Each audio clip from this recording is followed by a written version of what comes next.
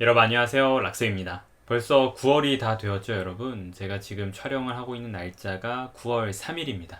이게 편집이 끝나면 언제 올라갈지는 저도 잘 모르겠긴 하지만 최대한 빨리 편집해서 올라갈 영상입니다. 바로 그 이유는 이 영상이 8월 책 월말정산 시간이기 때문이죠. 그런데 간단히 지난 8월의 독서를 회상하자면 제가 진짜 많이 못 읽었더라고요. 평소보다 더 많이 못 읽었더라고요. 아마 여러분들도 이번 영상 보시면 되게 적네 라고 생각을 하실 수도 있는데 뭐 이런저런 이유는 있겠습니다. 뭐 날도 더웠고 뭐 어쩌고 저쩌고 저쩌고 있었겠지만 뭐 구질구질하게 변명을 늘어놓진 않겠습니다. 그래요, 많이 못 읽었어요. 반성하는 마음을 좀 가지면서 8월의 책 월말정산 시작하도록 하겠습니다. 8월의 첫 번째, 두 번째 책은 똑같은 시리즈입니다. 바로 으이차. 마르셀 프루스트의 잃어버린 시간을 찾아서 1권, 2권입니다. 이 책 여러분 기억하시나요? 지난 영상에서 올제 클래식에서 잃어버린 시간을 찾아서 완역본을 사러 갔던 거를 영상으로 찍은 적이 있었죠. 10권에 29,000원. 정말 언빌리버블한 그 놀라운 가격 때문에 혹해서 산 책이었는데 사실 이 책을 읽을 준비가 제가 충분히 되어 있었지 않았던 것 같습니다. 물론 10권이니까 길긴 길다 그 생각을 하긴 했었는데 이렇게 읽기 힘들 줄은 사실 몰랐어요. 만연체라고 이야기도 들어왔고 쉬운 책이 아니다라고도 얘기를 들어왔고 항상 농담조로 이야기하는 것이 잃어버린 시간을 찾아서를 읽으려면 어디 감옥에 가거나 무인도에 떨어지지 않고서는 힘들다 이런 이야기도 들어오긴 했었는데 아니 뭐 그래봐야 장편이지 생각으로 그냥 읽다 보면 다 읽겠지 이렇게 시작을 했던 거였습니다. 그런데 안에를 살짝 보여드릴까요? 안에를 살짝 보시면은 이 빽빽한 글씨들이 보이시나요? 와, 진짜 여백이 거의 없을 정도로 글로 꽉꽉꽉 채워져 있습니다. 이게 10권이나. 아마 이 잃어버린 시간을 찾아서를 다 읽으신 분은 정말 손에 꼽지 않을까 싶어요. 제 주변에는 이 책을 읽어봤다는 사람도 들어본 적이 거의 없을 뿐더러 다 읽었다는 사람은 진짜 한번 뵙고 싶네요. 어떻게 이걸 다 읽으셨지? 약간 책의 제목만 보면은 잃어버린 시간을 찾아서잖아요. 약간의 판타지적인 면모가 있지 않을까 기대를 하실 수도 있는데 사실 프루스트의 작품은 전혀 그런 책이 아니죠. 부유한 주인공이 느끼는 귀족사회의 삶이라든지 자기 주변의 어떤 풍경들 그런 것들로부터 발생되는 어떤 인상들을 아주 디테일한 묘사로 꽉꽉꽉 채워서 이야기를 이끌어 나가는 작품입니다. 과연 어느 정도인지 한번 몇 문장을 한번 읽어볼까요? 특별히 어려운 문장을 꼽거나 그런 게 아님을 보여드리기 위해서 지금 생각나는 숫자를 딱 그냥 떠올려 보고 거기에 있는 한 문단을 읽어보도록 하겠습니다. 105쪽 105쪽에 요게 한 문단인데 요거 위에 거를 한번 읽어드려 볼게요. 내가 질베르트를 만나는 것을 그처럼 오랫동안 방해해 오던 그녀의 양치는 이제는 옛날 베르사유 궁에서 국왕의 거동이 사람들에게 고대되기도 하고 두렵기도 하던 그 이상의 기분으로 내가 스완부처와 부딪힐 가능성이 끊임없이 배회하고 있는 어두컴컴한 응접실로 들어가 거기서 성서에 적혀있는 촛대처럼 7개의 가지가 있는 커다란 외투거리에 부딪히고 난 후 긴 회색 옷자락으로 발을 가리는 자세로 나무상자 위에 앉은 하인을 어둠 속에서 스완 부인으로 잘못 보고 허둥지둥 인사하곤 했는데 이 응접실에 들어갈 때 질베르트의 양치는 만일 두 분 중에 하나가 마침 내가 도착한 순간에 지나가기라도 하면 화내는 기색을 짓기는커녕 미소 지으며 내 손을 쥐고 말했다. 네, 이게 한 문장, 한 문단이에요.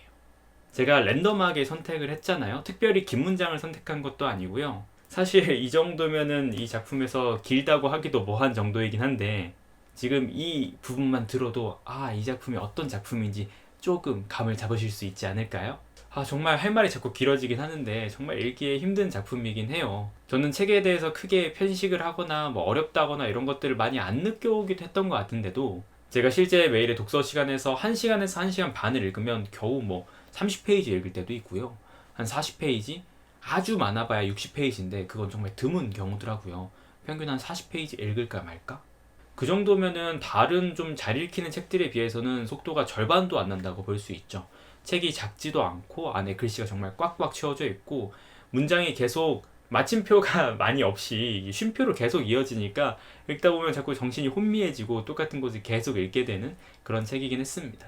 그러나 이렇게만 얘기를 들으시면 도대체 그러면 프루스트의 잃어버린 시간을 찾아서 왜 읽는 거야? 라고 생각하실 수도 있는데 정말 묘사가 어마어마하게 디테일하고 뛰어난 작품이고 그 어떤 풍경의 묘사라든지 당시의 세태를 나타내는 데 있어서는 하나의 역사서로 기능하지 않을까 할 정도로 분명한 명작이라고는 할 수 있을 것 같습니다. 그러나 확실히 제가 뭐 주변 분들에게 이 작품 일생에 태어났으면 한 번쯤 읽어봐야 되지 않겠느냐 이렇게 말하기는 좀 어렵겠네요. 저 역시도 약간 여름에 시작하지 말고 날이 선선해지면 시작할 걸 뭐 이런 생각을 하기도 했던 작품입니다.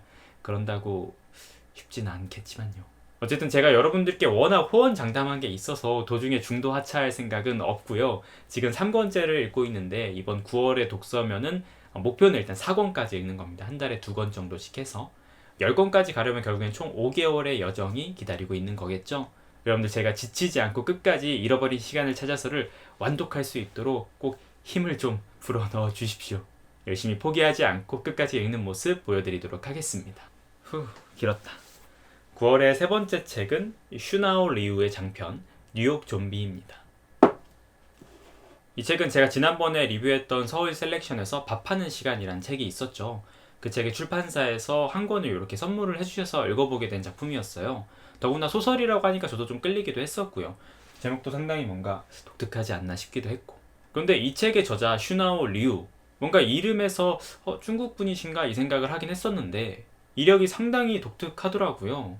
그러니까 한국인이긴 한데 중국에서 주로 활동을 하셨고 지금은 재미에서, 그러니까 미국에서 활동을 하시는, 그래서 결과적으로 한국어도 하시고 중국어도 하시고 영어도 하시고 더 나아가서 일본어까지 하시는 것 같더라고요.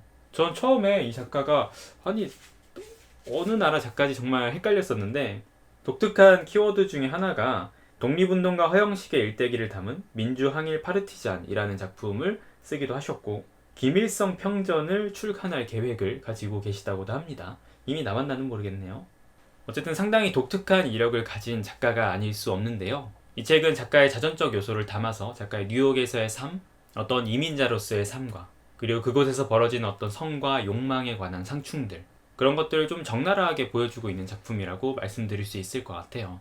읽다 보면 와 뉴욕이 진짜 이런 곳이야 뭐 이런 생각도 드실 수 있는데 오히려 그런 가감없는 묘사들이 또 환상적인 뉴욕의 모습이 아니라 실질적인 뉴욕의 모습, 그리고 추악하다고도 생각할 수 있지만 오히려 솔직한 인간들의 욕망들에 대해서 잘 조명하고 있는 작품이 아닐까 싶습니다. 중간중간 인간의 욕망에 대한 어떤 시선들은 상당히 독특하기도 했었고 좀 읽어볼 만한 부분들이 있었다고 생각은 하나 처음에 제목에서 기대했던 거는 좀비가 나오는 줄 알고 뭔가 흥미로운 이야기가 되지 않을까 생각을 했었는데 사실 내용상으로는 뭐 좀비에게 쫓기거나 그런 내용은 나오진 않습니다. 어떤 상징적인 단어로서 등장을 하는 것 뿐이에요. 그래도 이렇게 책을, 소설을 보내주신 덕분에 제가 전혀 알지 못했던 작가를 알게 되기도 했고 새로운 작품을 알게 돼서 참 좋았습니다. 네 번째는 한강 작가의 그대의 차가운 손입니다. 아주 간만에 읽은 한강 작가의 장편 소설 그대의 차가운 손. 사실 이 작품이 마지막으로 제가 한강 작가의 장편들을 다 읽었을 거예요. 좀 마음이 많이 아쉽더라고요. 물론 남은 단편집들이라든지 이런 것들이 있긴 해서 그런 것들을 다시 또 하나하나 다 읽어나갈 생각이긴 하지만 저도 원래 장편을 좀 좋아하는 편인지라 한강 작가의 장편을 다 읽고 나니까 좀 더 읽을 게 없네 이런 생각도 들긴 했습니다. 뭐 두말해야 뭐 하겠으니까 제가 언제나 좋아하는 한강 작가의, 그리고 한 번도 저를 실망시킨 적이 없으셨었거든요. 제가 감히 뭐라고 이런 얘기를 하는지 모르겠으나 그래서 너무나 좋은 작품이었고 약간 이 조각과 관련된, 그리고 껍데기와 알맹이와 관련된, 또 미와 아름다움, 성스러움과 아름다움의 관계들, 이런 것들을 한번 생각해 보실 수 있는 작품이었습니다. 뭐 한강 작가의 작품들은 이 분위기라든지 이런 것들이 대체적으로 아마 많이 읽어보신 분들이라면은 좀 유사한 느낌을 받으실 수 있을 거예요. 그런데 그러한 것들이 저는 조금도 지겹지 않았고 너무나 언제나 읽을 때마다 새롭고 정말 마음에 쏙 들었었거든요. 이 작품 역시 그랬고요. 혹시 이렇게 좀 조각이나 이런 부분에 관심이 있으시고 제가 아까 말씀드린 어떤 미와 성스러움의 관계라든지 이런 것들을 한번 좀 곰곰이 생각해 보실 필요가 있으시다면은 이 한강 작가의 장편 그대의 차가운 손 꼭 추천드리고 싶습니다. 결론적으로 말하면 한강 작가의 글을 좋아하신다? 그냥 읽으세요. 너무 무책임하기도 하지만 저는 진짜 한강 작가의 글이라면은 두말 않고 사서 읽는 편이거든요.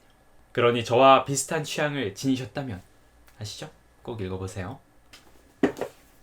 올해 5번째 작품은 장영희 교수의 문학 에세이 문학의 숲을 거닐다입니다. 샘터에서 나온 장영희 교수의 문학 에세이, 지금은 돌아가셨죠. 사실 지난 영상에서도 한번 말씀드린 적이 있지만 이 장영희 교수는 저희 모교 제 과의 교수님이기도 하셨어요. 물론 제가 수업을 듣거나 그럴 만한 시기가 조금 어긋났기 때문에 제가 직접 수업을 들어본 적은 없지만 지나가다가 장영희 강의실 이름을 딴 강의실도 보기도 했었습니다.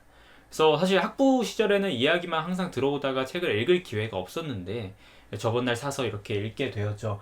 아주 짧은 신문에 기고했던 간단한 문학 소개글 이런 것들을 모아놓은 작품인데 저는 정말 좋았어요. 정말 아껴 읽고 싶을 정도로 이 장영희 작가가 삶을 대하는 방식, 그 안에 문학이 녹아들어 있는 방식이 너무 따뜻하고 좋더라고요. 이렇게 글을 쓰고 싶다. 바로 이렇게 여러분들에게 문학을 소개해야 사람의 마음을 움직일 수 있는 거구나, 이런 생각도 했었죠. 그러니까 이 책을 읽으면서 제가 제 채널을 다시 한번 돌아보면서 나는 정말 여러분들에게 따뜻한 마음을, 여러분들의 마음을 정말 움직이는 영상을 만들어냈나? 그런 문학을 소개하고 책을 소개하는 제 어떤 태도를, 그러한 진지함을 보여드렸나? 이런 생각이 좀 들더라고요. 다소 혼자만 이야기한 것은 아닐까, 뭐 이런 생각도 했었고요. 참 반성하게 되는 책이기도 했었고, 짧은 글들이라서 정말 하루에 10분, 15분만 읽어도 한 챕터를 다 읽어버리긴 하지만 저는 일부러 아껴서 긴 기간에 걸쳐서 하루하루 한 챕터씩 읽어나가곤 했었습니다. 뭐 장영희 작가의 다른 에세이들도 되게 좋은 게 많습니다. 에세이로 유명하신 분이니까요. 원하신다면 그런 책도 좋고, 혹은 이렇게 문학 에세이도 한번 같이 읽어보시면 어떨까요? 장영희 교수님의 따뜻했던 문학의 숲을 거닐었던 그녀의 삶, 후회하시지 않으리라 생각합니다. 6번째 작품은 로버트 루이 스티븐슨의 치킬 박사와 하이드입니다. 이 작품은 사실 전 여러 번 읽었던 작품이긴 합니다. 그리고 이 치킬 박사와 하이드가 실제로는 이게 한 300페이지 돼 보이지만 내부에 치킬 박사와 하이드 이야기는 딱 100페이지 정도의, 아주 한 100페이지 조금 넘는 짧은 분량이거든요. 뒤에는 요거 같은 경우는 시체도둑이랑 오랄라라는 다른 단편들이 실려 있고요. 제가 옛날에 이 작품을 잠깐 생방에선가 어디선가 이제 말씀드릴 때에는 제 기억에 그때 품절이었거든요. 절파한 상황이었는데 지금은 또 다시 판매하고 있더라고요.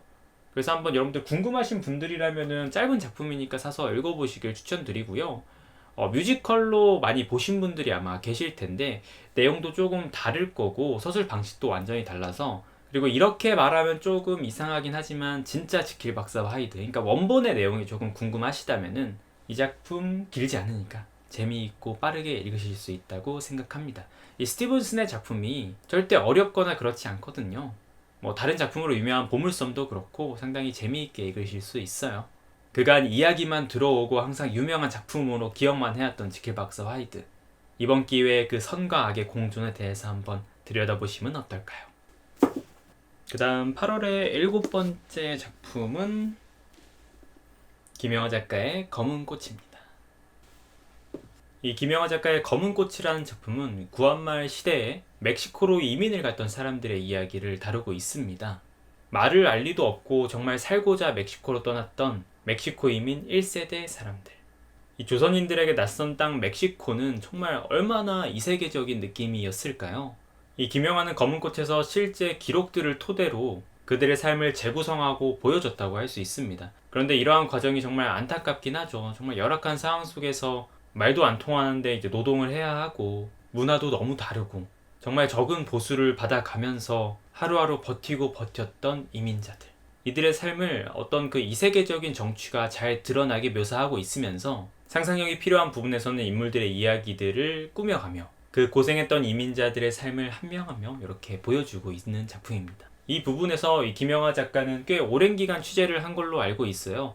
그래서 사실을 기반으로 하고 있지만 또 인물들의 각 행동들이라든지 또 캐릭터 이런 부분들에서는 모든 자료가 남아있지 않기 때문에 또 그러한 부분에서는 김영하 작가의 힘을 그대로, 장점을 그대로 살려서 어떤 매력적인 이야기들을 만들어내지 않았을까 싶습니다. 저도 전혀 이 검은 꽃을 읽기 전에는 몰랐던 일이기도 하고 이 작품을 읽고 나니까 한편으로 그러한 일들이 있었던 사실을 알게 되면서 여러모로 좀 깨닫게 되고 숙연해지는 부분들도 있더라고요. 제가 김영하 작가의 장편을, 이렇게 긴 작품을 처음 읽는 거긴 한데 원래 그 전에 다른 장편들이라고 해봐야 좀 짧은 것들이었거든요. 근데 역시나 김영하 작가의 글들은 조금도 실망시키지 않았고, 이 말 아까도 했던 것 같은데 어쨌든 정말 잘 읽히고 이야기 자체를 끌고 나가는 힘이 되게 뛰어난 작가이다 보니까 역시 김영하 작가구나. 앞으로도 다른 좀 긴 장편들을 읽어봐야겠구나 이 생각을 했었습니다. 희망을 꿈꾸고 멕시코로 떠났지만 사실 전혀 희망적이지 못했던 삶, 그 이민자들의 삶을 여러분들이 한번 기억하시고 들여다보기 위해서라면 요 김영하 작가의 검은 꽃 읽어보시면 좋을 것 같습니다. 8번째 작품은 프랑수아즈 사강의 봉주르 트리스테스. 제가 불어를 잘 할 줄은 몰라가지고 국내 번역본으로는 슬픔이여 안녕이라고 번역되어 있는 작품입니다. 딱 봐도 한글판은 아닌 것처럼 보이죠. 이제 안에 보시면은 이렇게 영어로 되어 있습니다. 원서예요, 원서. 근데 원서라고 하기도 좀 뭐한 게 원래는 불어판이잖아요. 사강이 프랑스 작가니까. 그러니까 요것 역시도 번역서라고 할 수 있죠. 영번역인 거죠. 제가 불어는 못하는데 영어는 할 줄 아니까 이렇게 사서 저번 날 영국에 놀러 갔던 친구가 책을 뭐 하나 사다 줄까 이렇게 이야기를 하길래 그러면 간 김에 요 한 권 좀 부탁해도 될까 해서 받은 작품이긴 합니다. 그 친구에게 이 자리를 빌어서 고맙다는 말을 꼭 전하고 싶네요. 이것 말고도 다양한 것들 줬거든요. 이것도 포함해서 땡큐. 사실 이 작품을 왜 영어로 읽었냐라고 물어보실 수도 있을 것 같아요. 제가 원래 이 버무사에서 나온 슬픔이 안녕을 갖고 있긴 했어요. 저번 날 언제였더라? 국제도서전에서 사뒀던 기억이 나거든요. 그런데 제가 이제 독서 시간에 그 작품을 읽는데 저한테는 그 버무사에서 나온 슬픔이 안녕 번역이 조금 이상하게 느껴지더라고요. 뭐랄까 너무 안 읽힌다고 해야 하나? 제가 번역에 거의 크게 영향을 받지 않는데도 불구하고 이거는 읽다가 좀 이건 아닌 것 같아 정말 라고 생각해서 좀 포기를 했었습니다. 그래서 차라리 영어로 읽자. 그게 좀 낫겠다라고 생각을 해서 이렇게 읽게 된 케이스죠. 근데 실제로 뭐 정말 짧은 작품입니다. 영어로 해봐야 100페이지도 안 되는 작품이다 보니까 물론 한글을 읽을 때보다는 속도는 훨씬 더디죠. 그래도 약 한 5일 정도 걸렸던 것 같은데 재미있게 읽었던 작품이고요. 이 프랑스아즈 사강의 작품이 국내에서는 브람스를 좋아하세요가 상당히 유명하긴 하지만 원래는 이 슬픔이와 안녕이 압도적으로 유명하거든요. 이게 데뷔작이기도 하고 어마어마한 이제 베스트셀러기도 해가지고 이 내용이라면은 16세 소녀가 아버지와 함께 별장으로 휴가를 떠납니다. 근데 아버지도 그렇고 이 소녀도 그렇고 상당히 자유로운 분위기를 갖고 있는 가족이에요. 특히 아버지는 항상 집안의 여자들을 끌어당기고 매번 또 몇 개월이 가면은 바꾸고 하는 어찌 보면 약간 이 바람둥이 같은 이미지긴 한데 어느 날 그 별장에 과거 어머니의 친구가 놀러 오게 되는데요. 그 여자는 상당히 규율적인 삶, 아주 정확한 삶을 사는 어찌 보면 이 아버지와 딸의 삶과는 완전히 정반대의 삶을 사는 사람이었죠. 그런데 이 여자와 아버지가 점차 가까워지기 시작하니까 이 딸은 그러한 것들이 좋으면서도 뭔가 모종의 질투심 혹은 자신이 미래가 억압받을지도 모른다는 어떤 두려움 이런 것들이 잘 녹아들어 있는 작품이라고 볼 수 있습니다.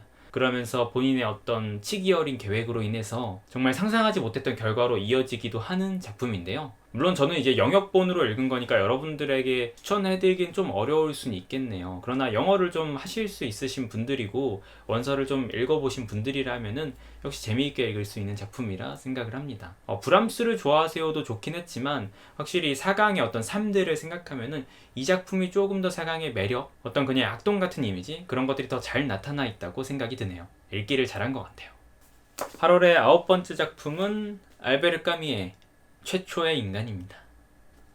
정말 간만에 읽어보는 까미의 작품이었습니다. 다들 아시다시피 제가 까미를 정말 좋아하지 않겠습니까? 이방인, 페스트, 반항하는 인간, 시지프 신화. 특히나 이방인이나 시지프 신화는 정말 한 4-5번씩 읽을 정도로 정말 좋아하는 작가, 제 인생에 가장 큰 영향을 준 작가가 까미이기도 하죠. 그러다가 저번날 책보고에 가서 이렇게 중고로 최초의 인간을 구하게 되어서 읽어보았어요. 이 작품은 조금 특이사항으로는 까미의 마지막 작품이기도 한데 유고작이기도 합니다. 한마디로 살아있을 때 출간이 된 것이 아니라 죽고 나서 출간이 되었어요. 근데 그 과정도 그렇게 녹록진 않았어요. 왜냐하면 이 원고는 당시에 미완성인 원고였거든요.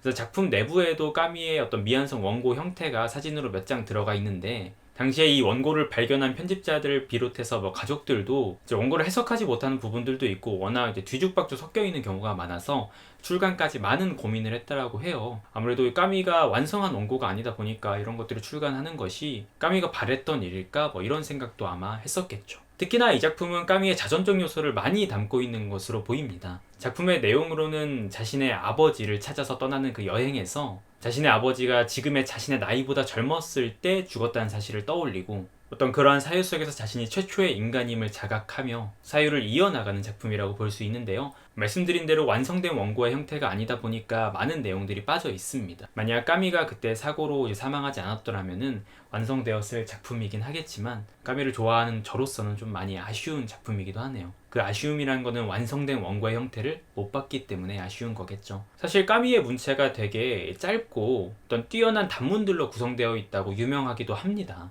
아마 이방인을 읽어보시면 그러한 것들을 잘 느끼실 수 있는데, 제가 조금 이 작품을 읽으면서 놀랐던 거는 이 최초의 인간에서는 생각보다 문장이 엄청 길어요. 거의 이거 내가 또 다른 잃어버린 시간을 찾아서를 읽고 있는 거 아닌가 싶을 정도로 문장들을 상당히 길게 이어서 쓰더라고요. 이런 것들은 어찌 보면 까미가 스타일의 변화를 주려고 했던 것일 수도 있고, 아니면 초고 형태다 보니까 아직 다듬기 전이라서 그렇게 써져 있는 거일 수도 있겠죠. 그래서 조금 생소했던 작품이기는 하였으나 역시나 그 중간중간에 드러나는 까미의 생각들, 이러한 문장들은 제 마음을 홀리기에 충분하긴 하더군요. 언제나 이 까미를 생각하면 그의 이른 죽음이 너무나 안타깝고 아쉽기만 합니다. 앞으로도 제가 안 읽은 작품이 아직 있긴 해요. 상당히 많죠.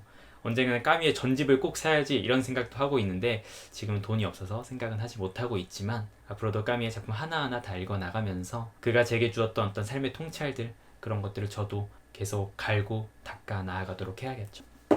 8월의 마지막 10번째 책은 파트릭 모디아노의 도라 부르더라는 작품입니다. 여러분 어떤가요? 작품의 표지가 약간 그림판으로 그리다가 만 것 같은 느낌이 들지 않나요? 좀 오래된 책이긴 해서 디자인이 이렇게 나와 있는 것 같아요. 저도 이 책을 좀 옛날에 사서 읽긴 했었어요. 제가 이걸 학부 시절 때 좀 들어서 알게 돼서 읽었던 작품이긴 한데, 파트릭 모디아노의 작품은 제 옛날 영상을 참고하시면은 어두운 상점들의 거리, 문학동네에서 나온 책을 리뷰를 했던 적이 있었죠. 혹시 기억하실까요? 지금 책이 뒤에 어딘가에 꽂혀있긴 한데 꺼내기가 힘들어서 따로 보여드리기는 힘들 것 같지만, 이 파트릭 모디아노의 작품은 대체적으로 기억과 정체성, 어떤 모호한 분위기, 그리고 특히 프랑스 파리를 배경으로 하고 있습니다. 이 작품 역시도 크게 다르지 않고요. 이 작품의 조금 특징이라고 한다면 제목이 도라 부르더잖아요. 이 작품은 실제로 파트릭 모디아노가 옛날 신문에서 도라 부르더의 실종 기사를 보고 이 소녀는 도대체 어떠한 삶을 살았을까? 왜 실종이 된 것일까? 전쟁 시기에 이 소녀는 어떤 삶을 지냈고, 그리고 끝끝내 실종 처리되고 말 그 소녀는 그 흔적들을 발견할 수 있을까 해서 어느 정도의 어떤 추리, 취재 같은 걸 한 작품이라고 볼 수 있습니다. 150페이지 정도의 아주 짧은 작품이고요. 완전한 무슨 범죄 추리물은 아니지만 한 사람의 어떤 삶의 흔적들, 정말 잃어버리고 사라졌을 그 흔적들, 아무도 기억하지 않았으면은 마치 없던 존재처럼 누구도 이름을 불러주지 않았을 그 삶의 흔적들을 쫓아가는 그 여정을 한번 보고 싶으시다면은 저는 이 파트릭 모디아노의 도라 부르더 꼭 추천드리고 싶어요. 매번 읽을 때마다 그 섬세한 표현들, 그리고 뭔가 잃어버린 존재에 대한, 잊힌 존재에 대한 그 따스한 시선들, 파리의 길을 걸으면서 도라 부르더가 이 길을 걸었을까? 그런 상상하는 모습들은 언제나 제게 약간 울컥하는 마음을 주면서 모종의 감동을 느끼게 하더라고요. 자, 어떤가요? 이렇게 8월의 월말정산, 8월에 읽었던 책들을 모두 다 한번 둘러보았는데요. 8월에 읽은 책들은 약 10권의 쪽수로 따지면 한 3102쪽 정도 되더라고요.